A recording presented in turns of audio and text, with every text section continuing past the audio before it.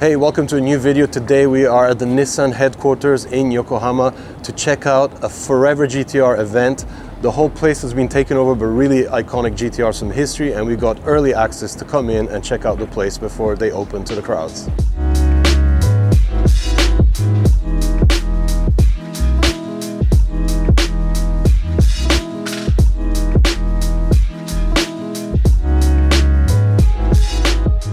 All right, so I think to best get going and break down this incredible display, we're going to start with the production cars of the second generation GT-Rs, because they're right here in the middle of the main section of the Nissan gallery, and we'll kick things off with the R32 GT-R. I still can't believe Nissan has done this. I am so happy to see them bring out, the cars that really define what we enthusiasts perceive the brand as being. So, the successes, the cars that people lust after, and of course, nothing could be better than seeing so many GT-Rs in one place. You got the 32 looking very beautiful and very simple in its stock form, a transition over in 1995 to the R33 GT-R. One of the fastest cars on the Nordschleife at the time. And then of course the R34, which came out in 1999, progressing that beautiful lineup of RB powered cars. This is actually the M-Spec Nur that they brought out here on display. And most of these cars are actually pulled from the Nismo gallery and the Nissan Heritage Collection, really creating an incredible array here. I've never seen the Nissan gallery look so cool in all my times that I've visited here. But the best thing is, this is actually the last day of the event. This is a Monday morning. We've been given, early access here for a good hour to do this video quietly and just nerd out on each GT-R. The actual event started on Saturday. They got 10,000 visitors on Saturday, yesterday 12,000, and I think today, because it's a national holiday, they'll probably get even more. So it's been a ton of success for Nissan, and I hope they do more of these kind of activations.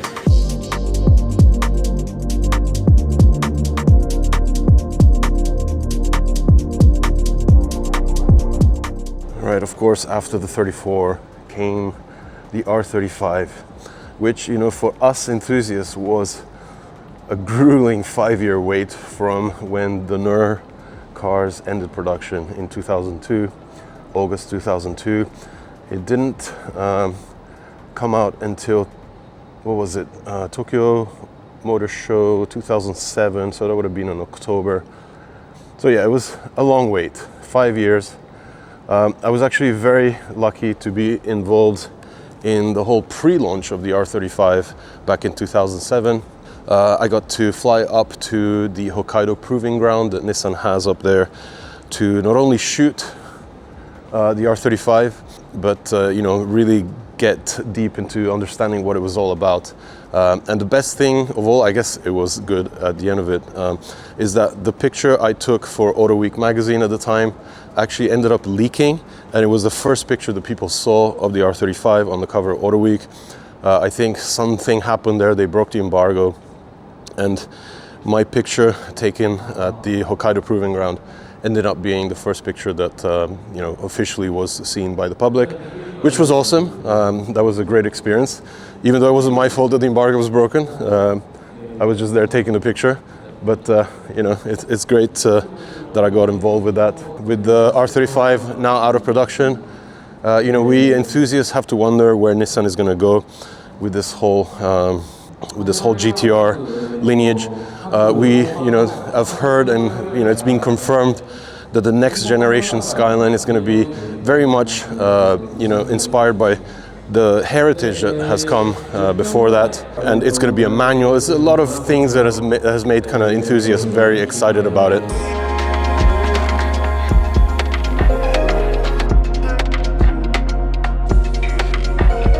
Another cool thing is that Alec and I were behind the actual images of the GT-R Forever campaign and event here. So it's good to see the picture that we took blown up to this size in the middle of the Nissan gallery. We actually took the pictures downstairs in the Nissan parking area where they keep all the press cars. We got to line up my car, Aki's car, with a bunch of other GT-Rs that we pulled from the press fleet. R32 was another Nissan employee. So it was good to see the whole lineage there. We had all the time in the world to light it up properly and get the best image out of it. Right, this is awesome, but we'll come to this in a second. I think, you know, after kind of indulging and starting off with the second generation of the Skyline GT-R, we have to take it all the way back to the very first two cars that made, you know, the GT-R what it is today. And that, of course, is the Hakosuka and the Ken Mary. All right, let's start off with the Hako here. This is actually the two-door coupe. There was also a four-door version of the GT-R, which is kind of interesting because, you know, a lot of people were surprised that Alltech did make the four-door version of the R33 GT-R. But of course, that was right back, you know, from the very beginning of the Nissan Skyline GT-R history. There was always a four-door available, which is a pity because, you know, they never really indulged in that. Of course, the R32 was available with an RB26 NA. That was the Alltech Special Edition. The R34, however, never got that treatment. So history-wise, the Hakosuka ran from 1969 all the way to the beginning of 1973 when it was replaced by the Ken Mary. This was the rarer of the GT-Rs due to the, you know, economic situation at the time. Not a lot of these cars were produced, only 197, I believe, if I remember correctly, which makes them extremely valuable in today's market. I've always loved the design. It's a really Japanese type of approach to creating a car. You see a little bit of inspiration from American cars, a little bit of inspiration from European cars, but at the end of it all, it is a very, very 70s Japanese type of design. They kind of went with a more flowing, sloping roofline, kind of moving away from the more square Hako, you know, design that the Hakosuka had. But both very special cars, and of course the two cars that inspired the second generation of the GT-R.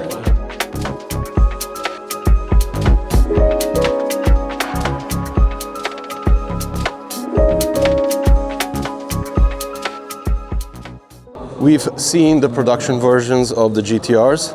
Now it's time to look at the tuning side of things and, of course, the motorsport.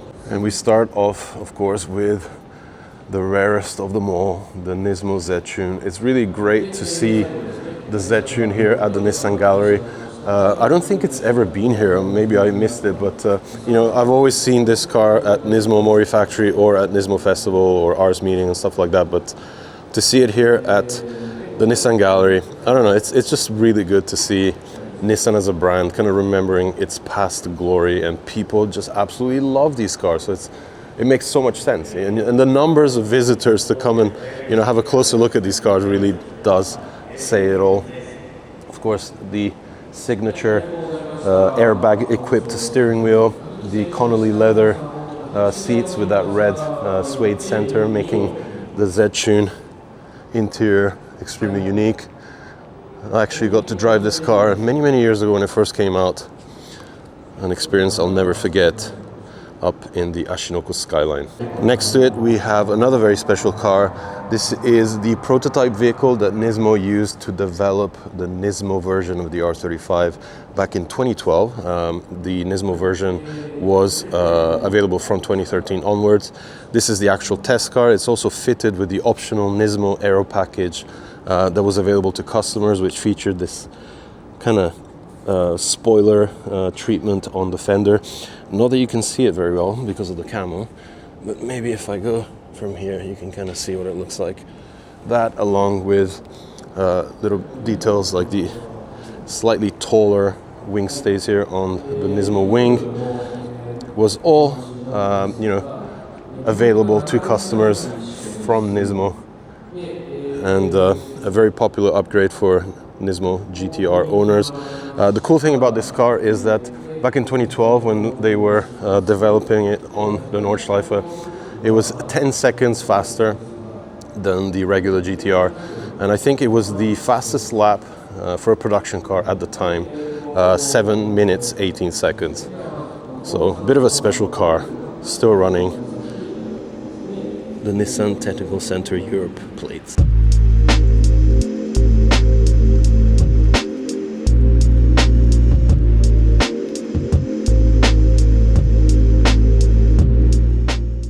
And then we move on to the stuff that really excites me.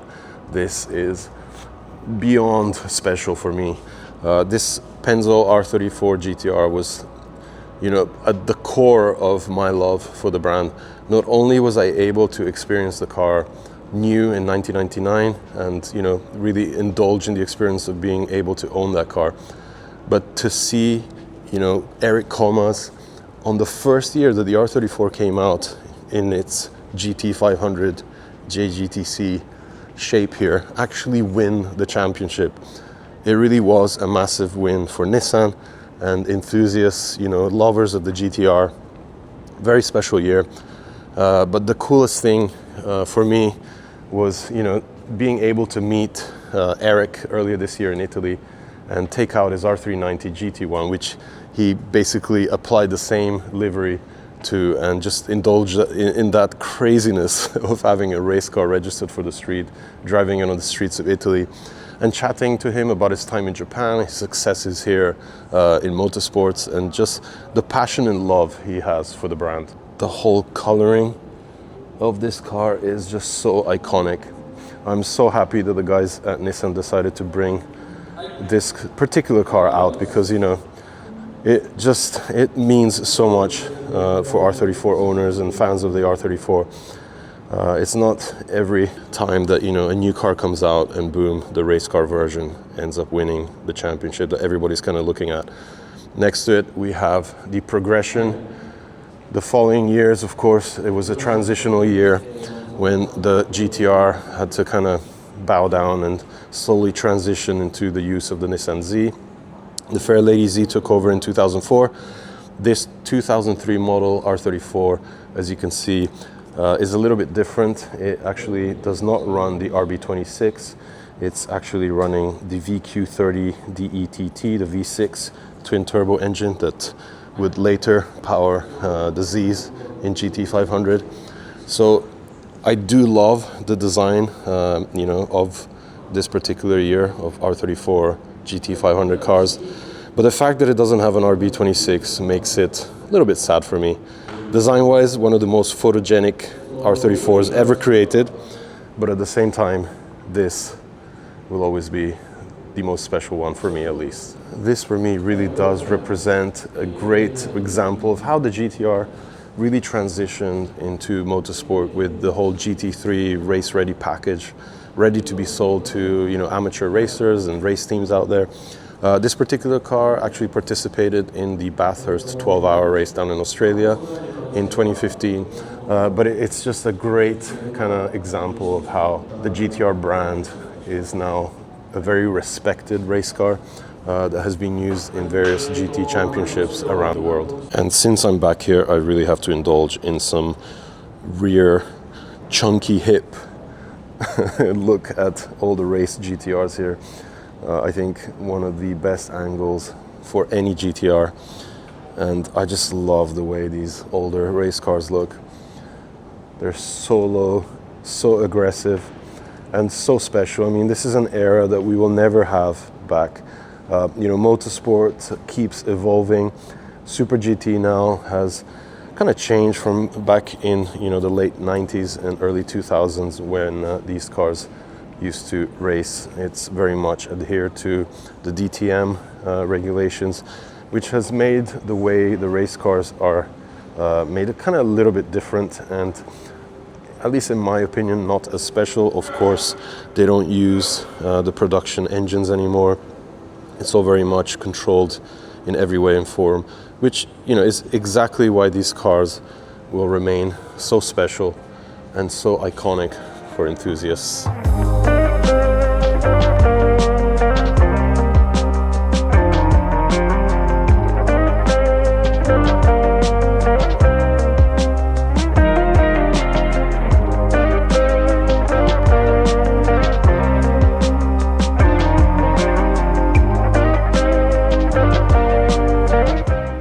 still sticking with the R35 here, we have the latest generation, or the final generation of the Nismo GT-R, which was released in 2024. This car has become probably one of the most collectible R35s, with prices on the second-hand car market being ridiculous. I think I've seen these cars sell for like 50-60 million yen on the high side, which kind of really shows how much enthusiasts are willing to spend to kind of hold on to a very important, bit of history here, the final version of the Nismo R35. And while Nissan still has one of these press cars downstairs, I want to ask you guys, do you want to see me borrow this and take it out for a final drive to kind of say bye-bye to, what has been an extremely successful and competent car? I mean, if you think about it, the R35 came out in 2007, and right up until 2024 was still very much on par with all the modern race cars, or rather sports cars, even hypercars. I mean, the performance these cars came out with from factory was already amazing, but the tunability was always there, and it just made this car so much more special than anything out there. And I think it's testament to Nissan's engineering and know-how, how to create engines that not only are amazing from an OEM perspective, but still have that little bit extra in there for people to explore. So yeah, let me know. Do you want to see a drive on this? Maybe we can take it down to the Hakone Turnpike. Seeing that I was never able to see the send-off of the R35 at the Tochigi plant, maybe this could be our own way to say bye-bye to the R35 on Dino DC. Let me know in the comments.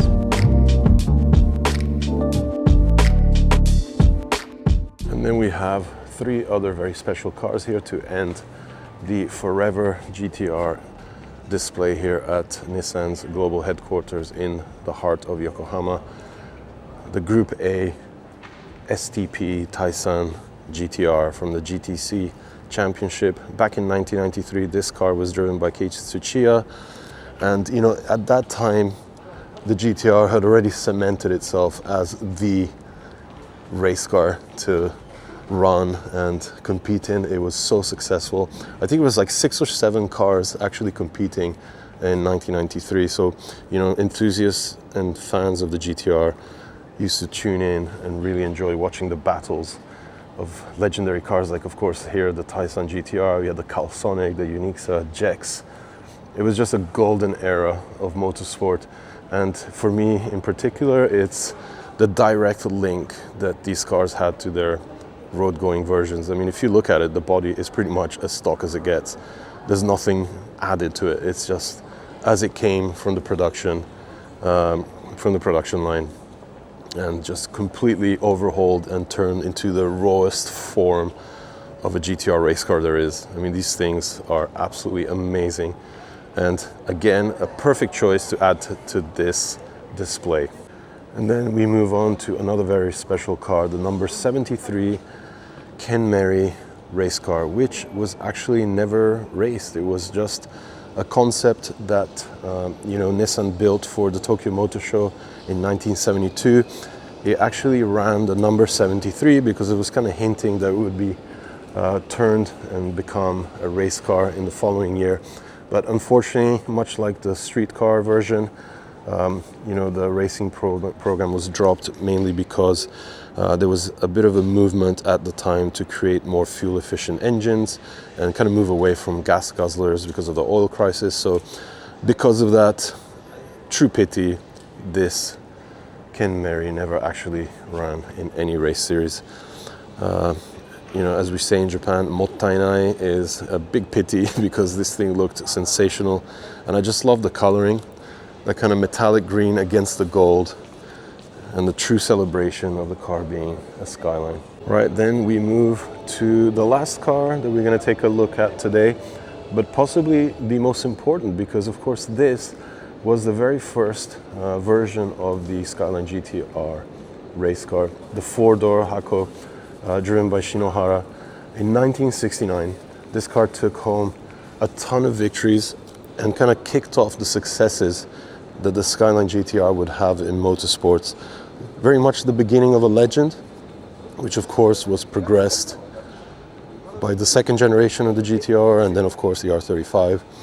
But it all started here, and this car was actually run under the PMCS, the Prince Motorist Club Sports livery and branding, which became iconic in GT-R history and racing. And that really brings us to the end of this incredible display that Nissan has put on here at the Nissan Gallery in Yokohama. It's been awesome checking all these cars on display and really enjoying the history behind not only the production cars, but of course the motorsport side of things.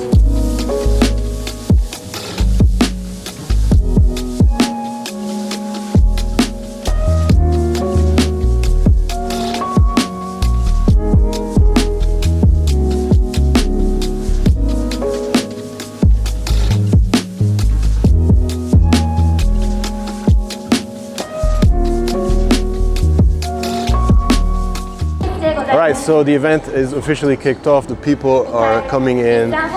This is actually the final third day. So by the time you see this video, it's going to be done.